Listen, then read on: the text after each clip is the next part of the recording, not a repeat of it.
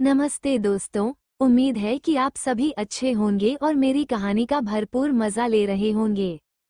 मेरा नाम प्रिया है और मेरी उम्र 26 साल है।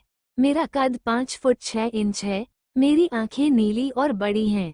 मेरा रंग बिल्कुल दूध जैसा सफेद है और मेरी त्वचा गुलाब की पंखुड़ियों की तरह नाजुक है, जो किसी को भी अपनी ओर खींच सकती है। मैं इस समय एक छोटी कंपनी में काम करती हूँ और अपने पति के साथ बहुत खुश हूँ। यह उन दिनों की बात है जब मैं एमबीए कर रही थी और कॉलेज में मेरा नया नया दाखिला हुआ था। मेरे परिवार में मेरे पापा, मम्मी और मेरी एक बहन है। हम कुल 4 लोग हैं। मेरे पापा का ट्रांसपोर्ट का बिजनेस है। हमारे कॉलेज शुरू हुए 10 से 12 दिन हो चुके थे। एक दिन क्लास में एक नया लड़का आया। उसका कद 6 फुट 3 इंच था, शरीर सुडौल था और रंग गोरा था। वह बिल्कुल किसी हीरो जैसा लग रहा था। उसके शरीर को देखकर लग रहा था कि वह जरूर जिम जाता होगा। पूरी क्लास उसे ही देख रही थी, यहाँ तक कि हमारी इकोनॉमिक्स की टीचर भी उसे देखती रह गई। उसने अंदर आने की इजाजत मांगी।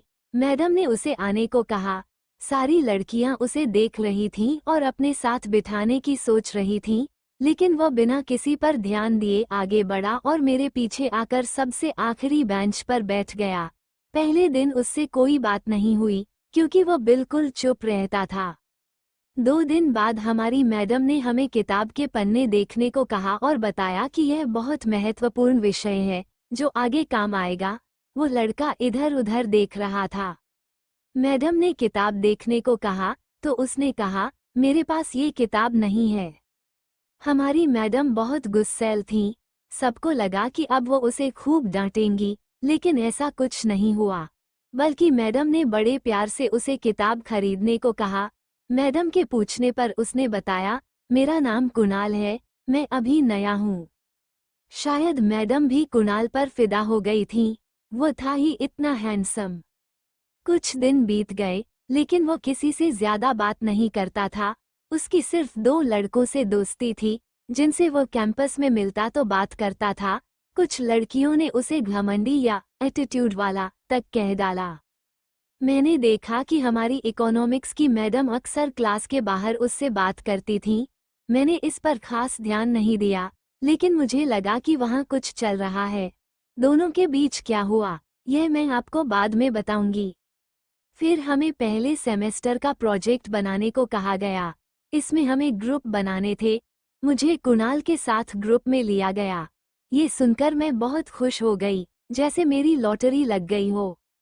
हम अपने विषय पर काम करने लगे और साथ ही परीक्षा की तैयारी भी शुरू की। मुझे प्रोजेक्ट समझ नहीं आ रहा था। कुणाल ने मेरी मदद की। एक दिन समझाते हुए उसने पूछा, इस डबल मेहनत के लिए मुझे क्या मिलेगा? मैंने जवाब दिया, जो तुम चाहो। परीक्षाएं खत्म हो गईं और हमारा प्रोजेक्ट भी जमा हो गया। हमें कॉलेज से बहुत सराहना मिली। इस दौरान मैं और कुणाल काफी नजदीक आ गए थे। हम एक दूसरे के साथ बातें करने लगे थे। मैं भी उसे रिझाने के लिए तैयार रहती थी। एक दिन कुणाल ने कहा, तुम अपना वादा तो नहीं भूली हो ना? मैंने पूछा, कौन सा? तो उसने प्रोजेक्ट में मदद मांगने वाली बात याद दिलाई। मैंने कहा, तुम बताओ, तुम्हें क्या चाहिए? उसने जवाब दिया, यहाँ नहीं, थोड़ा पीछे चलो। हम एक गली में गए। वहाँ उसने मुझसे बातचीत करने को कहा। मैं थोड़ा सोच में पड़ गई कि यह क्या कह रहा है। फिर भी मैं तैयार हो गई। लेकिन तभी उसने मुझे हाथ से रोका और बोला, मैं तो मजाक कर रहा था। मैंने उसके गाल पकड़ते हुए कहा, लेकिन मैं मजाक नहीं कर रही। सच कहूं तो मैं यह मौका हाथ से जाने नहीं देना चाहती थी। मैंने उसके दोनों गालों पर बारी बारी से चूमा। इस पर वह बोला, बस 2 ही। मैंने जोश में आकर उसके होठों को चूम लिया और कुछ देर तक ऐसे ही उसे चूमती रही। फिर हम दोनों अलग हुए और अपनी अपनी क्लास में चले गए। जैसे ही क्लास में मैडम आई, वे मुझ पर नाराज होकर डांटने लगीं, प्रिया, तुम यहाँ पढ़ने आई हो या फैशन करने? ये लिपस्टिक और मेकअप के सामान की मार्केटिंग बंद करो। उन्होंने इसके अलावा और भी बहुत कुछ सुनाया। मैं सोच में पड़ गई कि मैडम मुझ पर इतना गुस्सा क्यों है।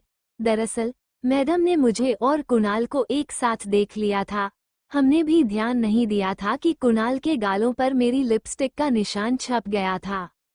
ये बात कॉलेज के बाद कुणाल ने ही मुझे बताई। फिर हम बाहर ही मिलते या फ़ोन पर बात करते थे। उसके पापा आर्मी में थे और वह यहाँ अपनी माँ के साथ रहता था। मैंने भी उसे अपने परिवार के बारे में बताया। कभी कभी वह नॉनवेज जोक्स भेजता था, लेकिन इससे आगे बात अभी नहीं पहुंची थी। ऐसे ही हमारी बातें चलती रहीं।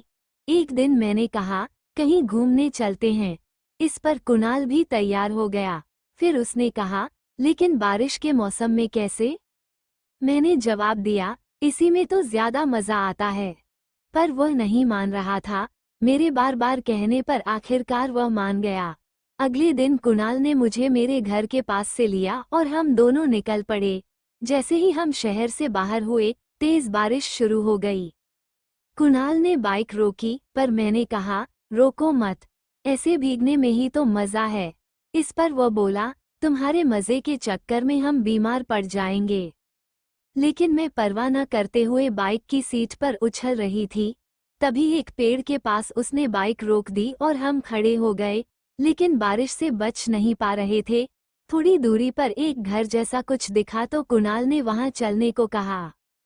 हम बाइक से वहां पहुंच गए। जैसे ही मैं आगे बढ़ी, मेरा पैर फिसला और मैं पानी में गिर गई। तभी कुणाल ने मुझे सहारा देकर खड़ा किया और उठा लिया। बारिश की वजह से मैं पूरी तरह भीग गई थी। जिस घर में हम गए थे, वो एक खाली गैराज था। बादलों की वजह से बिल्कुल अंधेरा हो गया था और काफी दूर तक कुछ दिख नहीं रहा था। चारों ओर सिर्फ खेत ही खेत थे। मैं नीचे बैठी थी और वो अपनी शर्ट उतारकर पानी निचोड़ रहा था। ये देखकर मैं भी अपनी कुर्ती पकड़कर निचोड़ने का नाटक करने लगी। उसने हंसते हुए मेरी मदद कर दी और कुर्ती निचोड़ दी। मैं यही सोच रही थी कि बस ऐसे ही ये मुझे भी संभाले रखे।